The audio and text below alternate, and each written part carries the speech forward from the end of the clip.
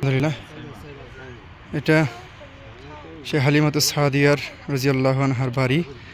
কয়েকটা কক্ষ দেখা যায়, বর্তমানে কোনো রকম আছে। এখানে তিনি বসবাস করতেন, নবীজি সাল্লাল্লাহু আলাইহি সাল্লাম থাকতেন। এবং এই জায়গাটায় তার দুধ ভাই আব্দুল্লাহ রাদিয়াল্লাহু আনহু থাকতেন। এবং ওই যে জায়গাটা, ওই জায়গাটা তার হালিমাতুস সাদিয়ার বোনের বাড়ি। হালিমাতুস সাদিয়ার বোনের নাম কি ছিল? এটা সেই হযরত হালিমাতুস সাদিয়া রাদিয়াল্লাহু আনহার বোনের বাসা ছিল।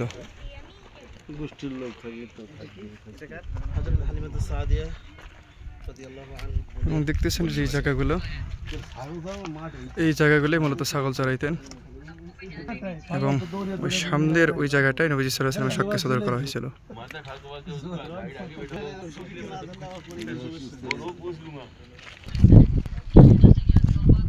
অনেক বড় পাহাড় দেখতে পাচ্ছেন। এই পাহাড়টা অনেক উঁচু, এর উপরে গেলে খুব সুন্দর ঠান্ডা বাতাস।